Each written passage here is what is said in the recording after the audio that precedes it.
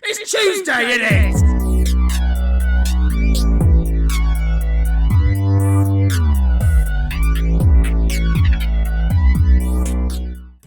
Hey everyone, it's me, Mia Weezus. Hey guys, what's good? Today, we're going to do another Peterson case. So in our last episode, we covered Scott Peterson. In this episode, we're covering Drew Peterson. In no relation to each other, too. Yeah. It does get confusing just because of the same last name. But they aren't related. But their crimes, dude, are bad. Both of them. So we'll start with kind of who Drew Peterson was, right? Right now, he's a convicted killer. He's from Illinois, back in the day. He was a police sergeant. We could have put this on the When Cops Turn Killer episode. Ooh, yeah, I thought of that. But so he wasn't arrested until 2012, guys, on this stuff. So he was found guilty for killing one of his wives. And this is one of those cases where there's no real evidence coming forward, right? It's just kind of he said, she said stuff. Because there's not murder weapon, there's not anything like that. But we'll kind of tell you the story, and you guys can decide what you think about him afterwards. So I'll tell you now, he's a piece of crap. Nah. He is, dude. He is. So he first started getting all this national publicity way back in 2007, and that's when his fourth wife, Stacy, goes missing, dude. Just disappears, vanishes out of thin air. No clues, nothing. Nope. Not even a cell phone. The thing she would never leave behind. Yeah, she left her kids behind, and her friends say that she would have never, ever, ever done that, right? So, although at the time, the police suspected, and her family, you know, they do suspect foul play to this day. But guess what? To this day! She's never been found. Still. To this day! So, suspicions in Stacey, her name's Stacey Ann, but I'll call her Stacey for half it. So, in Stacey Ann's case, the biggest part of this case is fueled by the fact that his third wife, Kathleen Savio, I'm not sure which one, she was murdered earlier, or at least it was ruled out as an accident. Yeah, it was ruled out as an accident at first. At first, yeah. So she had her bruised body was found in a in the dry bathtub, for the record, and this was in her own house back in 2004. She had a big cut on her scalp. Initially, like we said, they said cause of death was an accidental drowning. Okay, how do you drown in air? But, like, when the police get there, they find her deceased in the tub. She was naked, bruised, there was blood everywhere, and then they were like, she slipped, she fell, she drowned. So, in 2009, in light of Stacey Ann's disappearance, Peterson was indicted for Kathleen's murder. Because of course, it's the husband, right? They're always one of the first suspects. They're like, okay, well, Stacey Ann's gone. And her family was like, No. Drew's responsible for this. I freaking know it. So, because that happened, the police are like, it is sus, dude, that his last two wives, like, one is dead and the other one's just disappeared. So they go ahead and exhume Kathleen's body so that they can do, like, a second round of autopsies on it. Oh, right? God. Mm-hmm. The judge did some weird stuff with that, but we'll talk about that later. So, once they did that, dude, the new autopsy showed that there was signs of struggle. So, then they were like, okay, I guess he's the killer. Everyone's like, he did it automatically. Yeah, and I'll give you more information about each partner, too, because remember I said fourth wife, so keep in mind, he's got a long list of things. So, on February 9th, 2015, Peterson here, Drew, he was charged with 2 more felonies, one for solicitation of murder and the other for solicitation of murder for hire. Because he ends up, and they have it on tape, and you can hear the tapes. We'll post them on our link tree. But he got caught on tape in prison trying to hire someone to murder James Glasgow, who was the state's attorney that put him in jail at the time. Yeah, he wanted to get him killed. And the guy on the tape is like, you sure about this? Like, they ain't no going back, dude. Once you do this, like, he's dead and you're involved, And he said, like, he's never been, more sure. Just do it. Oh man. Get it done with. Because he said something like, they're going to put me away for Stacy. He literally said that in the recording. They're going to put me away for Stacy if I don't. And then the guy said, wait, you're not in here for Stacy? Like, what are you in here for? And he said, Kathleen. And he said, okay. And he said, Stacy's out there happy and alive, walking around. That's what he says in the recordings. Oh man. So he still denies that Stacy is dead. So, I don't know. But after all that, he was convicted on May 31st, 2016, and sentenced to an additional 40 years to his life sentence that he already had. So, yeah. Man, they should have just given this guy the death sentence. They should have. After what he did. But, like, I don't know if they necessarily can without, like, complete evidence, all you the know? evidence, yeah. So, let's talk a little bit about his marriages. For sure. Because he started early. So, Carol Brown, this is his first ever marriage. They met in high school, so they were high school sweethearts. They went to prom together. They got married in 1974. They divorced 6 years later after Carol here found out that Drew's cheating. Having an affair, dude. Oh, man. They had 2 sons together, Steven Peterson and Eric Peterson. So, we have some stories about them coming up too, guys. So, wait it out. The next marriage is to a lady named Vicky Connolly. That's his second wife. They got married in 1982. They ended up opening a bar together. So not only did they just open a bar together, though, one of the big reasons that they had the bar is because, well, he got fired from the police department for a while. Ooh. Yeah, so when they were together, he ended up getting in trouble because he got put as an undercover cop. So he was doing some other undercover detective A snitch, dude. Uh-huh. Yeah, he turned into a narc. And then he got caught stealing the drugs and selling them that he was supposed to be, like, infiltrating and, like, turning in. Oh, man. Yeah, so he got demoted big time. Yeah. He's like, I'm going to outsmart the system, and the system found out. Yeah.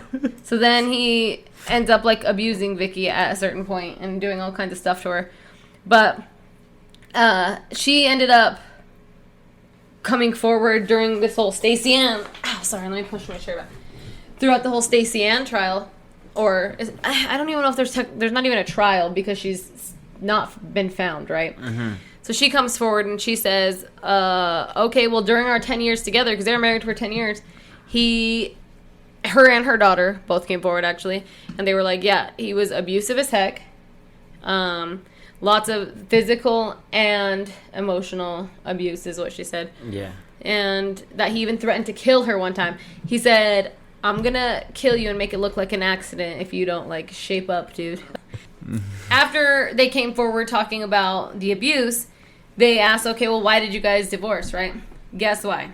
Because Drew cheated on her with Kathleen. What? Yeah.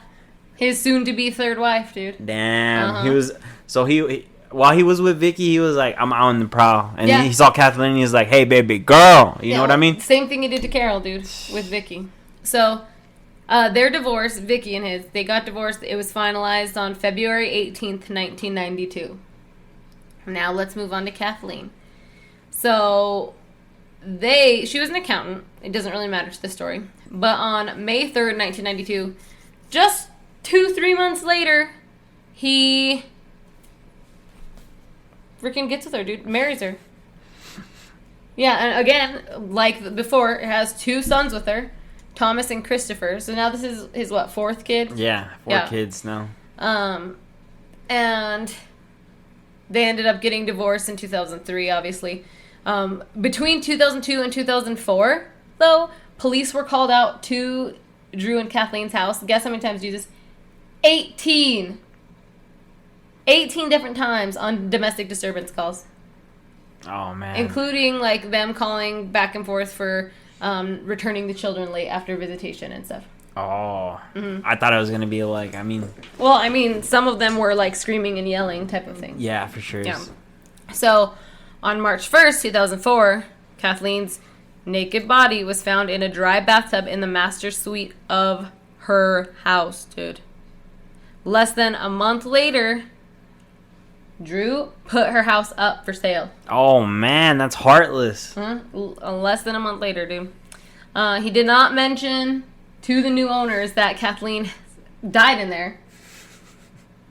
Well, yeah, bro, it'd bring the market price down. Nice. Well, and then he told everyone, buyers and stuff that were like looking into the house, that he was only selling the house because the children, you know, his kids that lived with him, they enjoyed swimming at the pool in his house that he had, which, by the way, was like 2 blocks away, and it was just right down the street. Mm-hmm. Okay, that's weird. Yeah. So then, like we said earlier, Kathleen's death was initially just ruled as an accidental drowning by the coroner. That also included, though, because this is a coroner's jury, which includes a police officer who personally knew Drew and assured the other jurors that he was a good man and he was good to his wife. He would never hurt her. It's like the Dan Schneider case where people were vouching for him? Yeah. It's like that. Just because people say he's a good man does not mean make him a good man. Yeah. Yeah. Well, and then, like I said, then the Stacey Ann's case comes up, and then people are like, all right, you don't just have 2 wives end up in sticky situations like this without being part of it, especially because he's a cop and he knows how to hide stuff or make things look accidental. No, I totally get that. That's the problem. Like, I feel with being in cop relationships, it doesn't matter if you're a girl or a guy, right? At this point, they don't know how to like turn that thing off, like the disconnect from work to person. So they bring their like cop personality to the relationship, and I feel like it's so dangerous because there's so many cases where people get beat up and all this stuff, and the cops just sweep it under the table because it's one of their brothers or sisters. Yep, that's true. That is true. Well, and that's kind of what happened here at the beginning too. And so,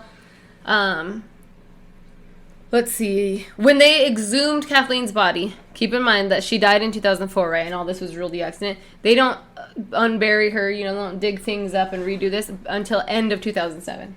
Because that's when all the stuff with Stacey starts happening. So there's this guy named Michael, and he is a former New York City medical examiner. He conducted the exam at the request of Kathleen's family. And Fox News, they concluded that she died of drowning following a struggle when her body was placed in the bathtub.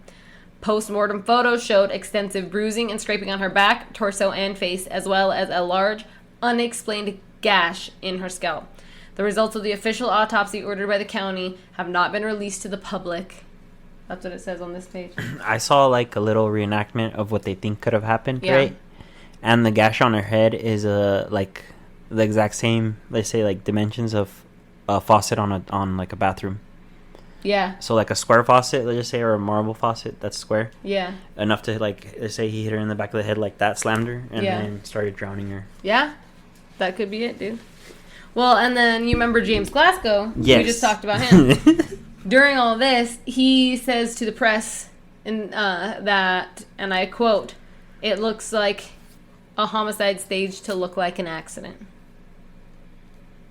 Mm-hmm. Yeah. Oh, And then wow. officially on February 21st, 2008 is when Glasgow announced that the pathologist had determined that Kathleen's death was a homicide, adding that the death had been investigated as such since reopening the case. Yeah, so... So went from being an accident back to a homicide. Mm-hmm. That's good. Well, then keep hearing, dude, because this isn't even the end for Kathleen. Like, so then the Reverend at Stacey's church told them, and this is Stacey. Now, we're not talking about Kathleen right now. We're talking about Stacey. Yes. So the Reverend at Stacey's church says that Stacey told him that Drew killed Kathleen and made it look like an accident, and that she was afraid of her husband. And then guess who Drew's alibi was on the evening of Kathleen's murder? Who? Stacey. Oh, man. Because he was cheating on Kathleen. You know, he was already with Stacey because they had already been divorced for a year when she died. I just made up a theory, but we'll talk to it after we get to with Stacey. Well, so she ends up telling the pastor, the Reverend, you know, like, hell, I don't know what the difference is. It says his name was Reverend Neil Scory, like but the he's a religion pastor. Stuff, so. Okay. It says both in the thing, so I'm just not sure. For sure. Anyways, so then that comes about, and he's like, well, she told me all of this stuff. I'm trying to read this because I lost my place, sorry. I was jeopardized. Oh, okay. Here we go. So after that, right, Stacy is Drew's alibi for his whereabouts on the night Kathleen died. Drew's trial proceeding in 2012 was jeopardized when the prosecutors attempted to introduce evidence that was not allowed. So the Chicago Tribune reported that the judge would rule a mistrial on August 2nd, 2012. On August 15th, Peterson told the judge that he wanted to withdraw a request for a mistrial, which is weird, right? Yeah. His lawyer said that he wanted the current jury to decide if he killed his third wife. On September 6th, Peterson was convicted of killing Kathleen. On February 21st, 2013, he was denied a mistrial and sentenced to 38 years in prison. And that's before that extra 40 years was added on for trying to kill Glasgow, guys. Yeah. So now let's talk about Stacy Ann. Okay? So at the time of Stacy and Drew getting married, keep in mind, he was 49 at the time, and Stacy Ann was 19 years old. Oh, man. They had already been together since she was 17, because apparently she was like a troubled teen, is what they said, and she started dating him when she was 17, but dude, her father gave her permission. And what was Drew doing? Oh, well, he was still married to Kathleen, of course, because he cheats on every single wife he has. For some reason. And he is not a good-looking guy, dude. Yeah, he's not. And these women are really pretty. Yeah, his wives, they are, like, really pretty. So what I don't get is, like, where's he meeting these women, dude? Don't know. I wish he could have helped Jesus out first. No, I'm just kidding. I'm sick of you, dude. They lived in the house, Stacy and Drew did, that the boys ended up moving into after Kathleen passed away. You know, when he said, like, oh, they will like swimming in my pool. So they moved over there, which was, like I said, less than a mile from Kathleen's house. They had 2 more kids, Anthony and Lacey. Stacy legally adopted both of Kathleen's children, and she, like, raised them as her own, dude. And she was only a kid. God, and she loved those kids, dude. She was close to completing her nursing degree, and then she disappeared. The date was Sunday, October 28th, 2007. So Stacy was officially reported missing in the early hours on the 29th after her sister, Cassandra, didn't hear from her when expected. Because apparently she was supposed to go over there that next morning, and she didn't show up. And then she was like, weird. It's not like her. Mm-hmm. She would have called, yeah. Yeah, so then Drew claimed that Stacy called him at 9 p.m. on Sunday to tell him that she left him for another man and that she had left her 2002 like Pontiac at the airport. And then he allegedly lied to police and said that he just was like, okay, and he went and got the car and brought it home, and that's why the car was there. What? yeah, isn't it crazy? To this day... And the police were like, oh, yeah, that makes sense. Yeah. Yeah, and to this day, dude, she's still considered a missing person. So... I don't know about that, all that. Mm-hmm. Yes, it's confusing. Well, exactly. And then, recently, it's, like I said, since she hasn't been found, her sister Cassandra has still not given up hope on finding her, dude. She's looking everywhere for her. And she's even gone to the point of getting, like, that stuff where you can see underwater, like sonar type of stuff. Yeah. And she thinks that she's found her body. Yeah. There's some pictures so you can see, like, what she's found. But, like, to be able to get it actually taken out of the water and do all that stuff will be a lot of money, and it'll be hard. So there is, like, a GoFundMe. I don't know if I'm sure by this point it's probably gotten the money, but we'll post it in our link tree also just so you can see and keep up with the case. But yeah, so hopefully they'll be able to get those remains out of the water if that's what it is, because I'm pretty sure it's underwater, and then take it out. So then we'll go to the evidence, right? Yeah. Like, why do they think that he's the one who did it? Well, there's some weird stuff. So I'm going to just keep reading. Several leads were followed in the investigation by the Illinois State Police with FBI involvement. 4 search warrants were issued and carried out at Drew's house following Stacy's disappearance, okay? Yeah. Including the seizure of his firearms and both his and Stacy's vehicles. Drew announced that his plan to retire from the police department was effective on December 2007. And on November 15th, the Bolingbrook Police Pension Board voted to allow Peterson to collect his pension of $6,067.71 per month, dude. That was his pension. Because his wife died? Mm-hmm. So well, not because his wife died. Just because he was retiring. It was his time to retire. And they said, like, well, the current law gave them no option because you're not convicted of a crime, so we have to give you your pension. Oh, my God. What a piece of crap. Yeah. So, Rick Mims, one of Drew's really good friends for a long time, admitted that, dude, he had brought Drew Did he bring him or bought? Sorry. That he had bought Drew 3 plastic containers from a cable company when they both used to work there back in 2003. Oh, for sure. And he even had the photos to provide to the police of, like, what the bins looked like. Rick also sold his story, though, to the tabloids for, like, some undisclosed amount of money because he was broke, I guess. And then Drew's stepbrother, Thomas, this is where things get sus, dude. Yeah. He has a history of drug and alcohol addiction, right? And tell me this, dude. 2 days after he allegedly helped Peterson carry one of the big blue plastic containers from Drew's house back in Bolingbrook to his SUV. Thomas tries to kill himself 2 days after doing that because he feared that, like, okay, I might have helped him dispose of Stacy's body. Oh my gosh. Neighbors reported seeing him and another dude hauling out the 55-gallon barrel out to his car. Yeah, and it was shortly after the disappearance is what it said.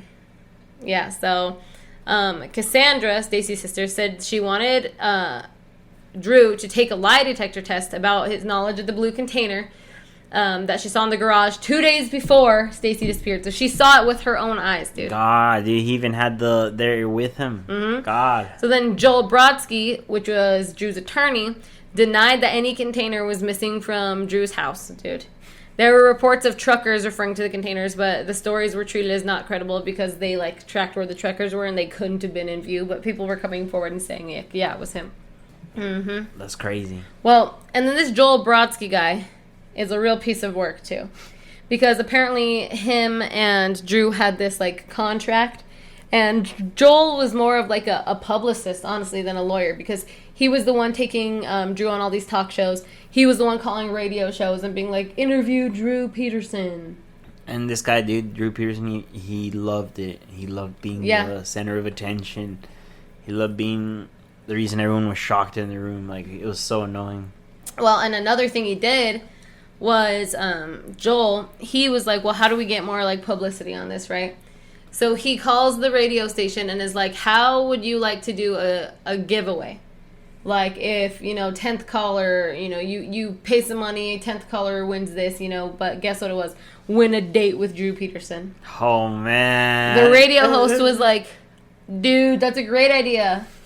But the president at the radio was like, fuck no, dude. We are not doing that. Are you crazy? We are gonna tank our ratings now. Yeah, he was like, no. We're not gonna set people up to get murdered. Like, are you crazy? So, yeah. There's another thing he did. Tell him about the April Fool's pranks, dude. Okay, so it was April Fool's. I don't know if it was the Howard Stern show or if it was something. It was a radio show. Or it was something similar to that. Because he did the same thing. Oh, sorry, on the Howard Stern show. They said that they wouldn't ask him questions about the case, and then immediately they started asking, and he just walked out. But the April Fool's one, it was like a talk show, like a radio talk show host, and he called in, and he's like, "I gotta come clean, guys. I gotta get this off my shoulders." Yeah, he said he's like, like, it's been weighing him down. It's been weighing me down. He's like, the wings at it was like some wings place are the best in the world. That's what I had to get on my chest. He's like, you guys don't know how good it feels. How stupid is that? And he starts laughing immediately. He's like, April Fool's, like, like a little kid. And anytime they interviewed this guy or they caught him out in the street, the paparazzi, he just starts laughing like a psycho. He started smiling at them because he hated that they would call him out, but he loved the attention. Yeah. Dude, he did. That's literally... Watching his interviews, too, you can never tell Because he'll get, like, pissed at them, and he'll be like, you need to mind your business. And then 2 minutes later, he's, like, joking around and, like, making jokes with the press. And I'm like, bro, your wife is missing. Like, what are you doing? Yeah, he makes it seem like what actually happened is, like, nothing. It's not a big deal. Yeah. Well, we'll talk, too, we talked about his wives and stuff. And let's hit one of his girlfriends. Oh, yeah, one of his girlfriends, Kyle Perry? Peary? Something like that, yeah. Okay, so they dated right after, what was the first wife's name? Chloe? Carol. Carol? Sorry, I was like, Chloe. Chloe. The condensation. Okay, so they dated right after his first wife and him got divorced. And she explains how bad of an experience she had with him. How even, if, let's say she just went to the store, he would question her, like, where are you going? And they're like, oh, I'm just going to the store. Oh, okay, I'll go with you. Like, stuff like that. Or even if she was out with her friends, she'd be like, which friends you were out? I'll call them right now. Like, stuff like that. That's insane. And, well, she saw the signs, obviously, so she ran for the door. She's like, I'm out. So this guy, didn't want to let the situation go. So him being a cop and having a lot of cop friends, he would write parking tickets to her. But there's this thing. Let's say her car's at home. He would write her a parking ticket, let's say, wherever he was, or wherever one of his friends was. And it eventually accumulated to a point where they had an arrest warrant out for her, and she got arrested for this. Mm-hmm. Well, and what I was reading is that, like, his cop pals, right, they're, like, in on it. Yeah. And so they would give her tickets, but they wouldn't, like, put them on her windshield. They would just keep them and be like, well, we put them there. So that she had no idea that she was even getting these parking tickets in the first place. And then they were like, hey, you have... a billion parking tickets. Now you're under arrest. And she's like, what the heck, dude? And he was the officer that got to, tell her, guess what? Time to go to jail. Isn't that insane? Imagine being that petty, dude. I can't, dude. Yeah. I know. This guy used to lie about... This guy used to lie literally about everything, dude. Like, when he first met Kathleen, he told her that Vicky was a junkie. Yeah. And then after he met Kathleen, Vicky... Oh, hear this, dude. So he starts dating Kathleen, right? Because he cheats on all his wives. So he's already having an affair with Kathleen. Yeah, for sure. All of a sudden, Vicky mysteriously gets into a horrible car accident, dude. Because someone cut the brakes on her car. Oh. She had to have full reconstructive surgery on her face. And when she woke up, she didn't have her ownership in the bar anymore, and he had filed for a divorce. Wow. Uh-huh. Damn, dude. It's like... When you think of bottom feeders, scum of the earth, this guy's like... This is him, dude. This is him, yeah. Well, Drew Peterson is like the first picture that pops up. Yeah, and then a few months later, then he's just married to Kathleen. Yeah, he's like, on to the next! Well, and then Kathleen finds out about the affair that he's having with Stacey Ann, who ends up being the missing girl, because someone wrote her a letter and said, hey, Drew's having an affair with a 17-year-old girl. Yeah, and then when she was So not only at this point is he a murderer, allegedly, abuses women, is a piece of shit.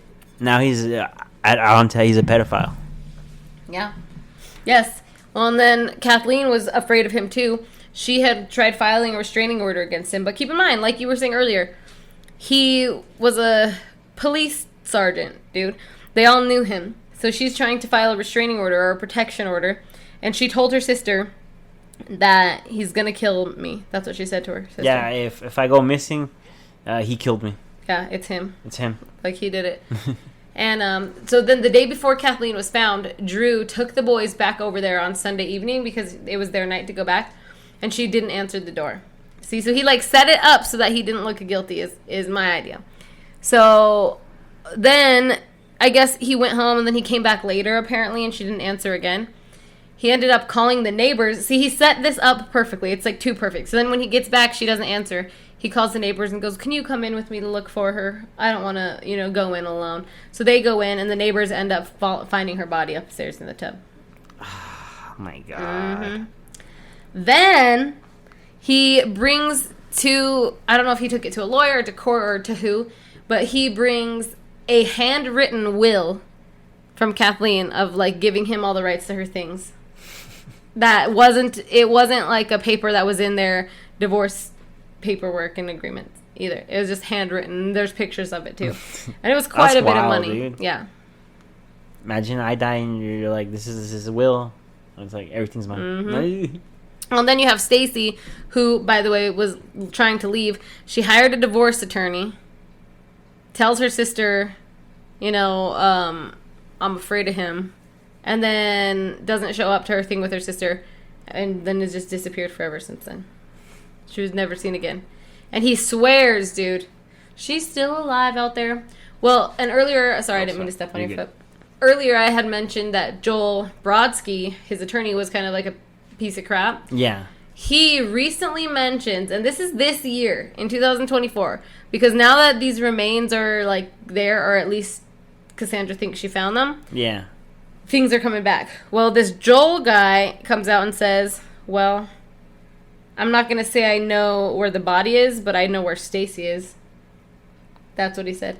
And he said he'll decide how and when he releases the information, but he's been in contact with Cassandra deciding what to do. And he can't decide if he wants to do it on TV or on a podcast. And I'm like, listen.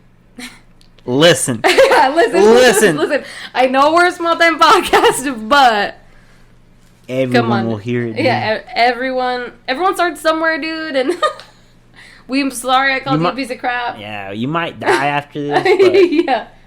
Something bad might happen to you. However, we'll be here to air it. So, anyways. Let me give you some more information on Thomas. Because we talked about how Thomas helped to move that barrel, right? Yeah. So, Drew had asked Thomas all kinds of stuff. Because they were brothers. So he goes, would you kill for me? Oh, man. And Thomas was like, no. And he said, well, okay. And so he shows up at Thomas's house, picks him up, and is like, I need you to come over to my place and help me out. Drives back to his house. This is October 28th, the day that no one's heard from her since. He gave him a phone and said, don't answer it. The phone rings twice. It's Stacy's number. Yeah, crazy, right? This is crazy, right? Then, after he's like, just don't answer, calls from Stacy's phone. Then he brought out a blue barrel and had Thomas help him get it downstairs and into his car. And then that's when 2 days later, Thomas was like, the guy even says that the barrel was warm to the touch. Yeah, he said it was warm to the touch, dude. They offered him immunity to talk, but I think we know all he knows, Yeah. Like, he's already come exactly. forward and said. Like, what more did he see? He moved the barrel, but he didn't see what happened. Mm-hmm. Yeah.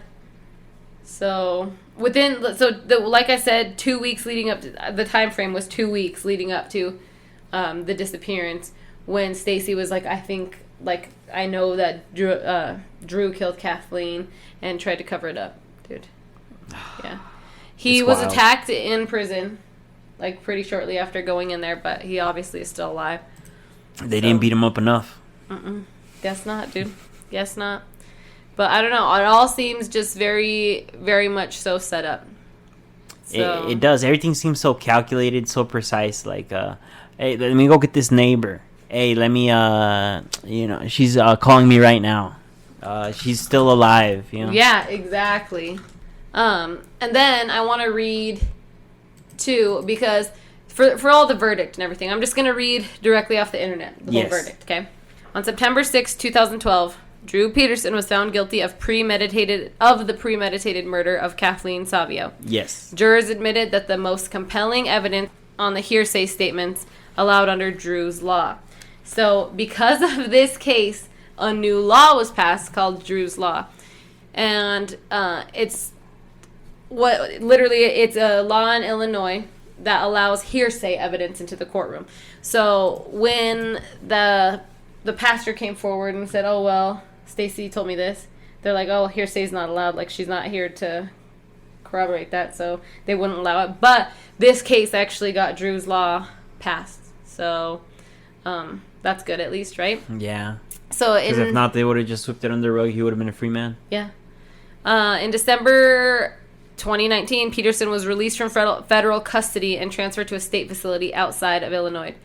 His location is not being disclosed for security reasons. Damn, he's probably on. Now that you said that, he's probably on in a solo facility. Like he's probably not allowed other people because other people know him. And they want him. They want him dead, dude. Yeah, and then if they're not giving out his location, that means like before someone had the location, so they were just the hate mail and all that. Yeah. Yeah. And also the crazy fans, they'll be like, "I'll be your son." Yeah, people are weird like I'll that. be your dude. daughter. Or like your wife. People. I mean, wife. Gypsy Rose was getting married in prison because people were like, "Dude, it's so cool that you killed your mom. Like, let's do it." Like, isn't that insane? I mean, that's probably her ex-husband and her new husband are probably like, I hit the jackpot. I'm going to read this directly from the internet, the thing about Joel, so you can hear it. In May 2022, it was revealed that Drew Peterson's former defense attorney, Joel Brodsky, is considering the release of confidential information protected by attorney-client privilege. Stacey Peterson's sister, Cassandra, was annoyed by the possibility that Brodsky could face legal penalties for revealing such information, as she felt that it may be the needed information to solve Stacey's cold case. Cassandra argued that she would stand by Brodsky and support his actions if he came forward. Brodsky had temporarily lost his legal license in 2019 for reasons unrelated to Drew Peterson case, and is under a continued gag order not to disclose anything about the Drew Peterson case that he was shared with him in confidentiality, right? It is unclear if Brodsky actually knows any information about the whereabouts of Stacey Peterson, although he has claimed that he does, stating, "I know everything about both of the wives, everything. I feel bad about Drew still not taking responsibility and Stacey still being missing. I'm thinking about maybe revealing what happened to Stacey and where she is." Oh, man. But I was also reading something else that because he might be able to get around the attorney-client privilege thing, because if he tells them, like, he's losing his license, he could go to prison, like, there's some stuff, right? Yeah. Because you're breaking that law. Yeah, for sure. But because he's in prison, he thinks that he wasn't represented fairly by Joel Brodsky, so he's, like, put several lawsuits out to be like, you weren't good. You weren't a good attorney. You didn't represent me appropriately, blah, blah. So that might be his way around, like, getting out of that. That's crazy. So I guess we'll see what happens there. But he knows, so that's not even fair. Some crazy facts about the case, where at one point, dude, Drew Peterson was named Police Officer of the Year. Crazy, huh? Yeah, for sure. He got fired from the force, then rehired. They're like, we can use him for publicity. Yeah. He, in the courtroom, screamed into the microphone at one point, dude, that he did not kill Kathleen. Like, he screamed, "I did not kill Kathleen," super loud. It's like, bro, where's she at? I don't know. Okay, then. Yeah. There's your answer. Well, and then in 2017, the fight I was telling you about, he was attacked by a fellow inmate with a food tray because they wanted to steal his items and sell them on eBay. Crazy, huh? They're like, I have the infamous... Was it Drew Peterson sock? Yeah, something. But I don't know. What do you guys think? They did. There's a interview. It happened like a couple months ago. One of his sons. It was one of Kathleen's sons. I think it was Steven. Oh no, that's Carol's son. Carol. No, it was Kathleen because the other one's a cop. Okay. Oh yeah, because Steven's a cop. Yeah. He came out on Dr. Oz, and there's a crime section on that show for all you old people that watch it. It's a good show. They interviewed him and they asked him, literally, the first thing they ask him is, "Do you think your dad's guilty?" And he dances around the question like so hardcore. When you, let's say, trying to defend someone but not trying to do it publicly, that's what he was doing. And they even asked him, like, "Do you think he killed your mom?" He's like, "No, he didn't. He could never touch my mom. He loved my mom. This and that." Yeah, got real defensive about that. His dad probably brainwashed him enough to like be like, I would never do anything like that to your mom. Your mom ran away. She isn't here. Stuff like that, probably. And then they ask him, "Do you think your dad killed Stacey?" Immediately, not even without even thinking about it, he's like, "Yeah, I definitely think he killed Stacey." That's wild. So he didn't think he killed his mom, but Stacey, yeah, right away killed her. Like, what? Weird, dude. Why would his kid like have that information? Yeah. Unless they were there. I mean, that kids might have had to see because... What if they were in the house, They could have been. And they were young, but I mean, the other two would have been older, Kathleen's kids. Okay. Well, not that old, but like 10, 12, something like maybe. So here, dude, let me hit you with a theory too, just because I thought about this. So, you know how we talked about how Stacey was trying to get a divorce as well? She's trying to get away from all that? Okay, so you know how for the night that Kathleen died, that Drew's was it? Alibi with Stacy. It was Stacy, right? So what if, like, you know, Stacy knew, right? What if Stacy knew what had transpired with Kathleen? You know, what if she was there, and what if, like, you know, I'm gonna get divorced, and if you don't leave me alone, I'll come out with this information. Or it's like, how about I just kill you and there's nothing happens, and it's like, Yeah. oh wow, you know, how about you go I'm pretty missing? sure. Yeah, I mean that would make sense. It's like a P Diddy Kim Porter situation. Yeah, I think something might have happened in that nature. Yeah.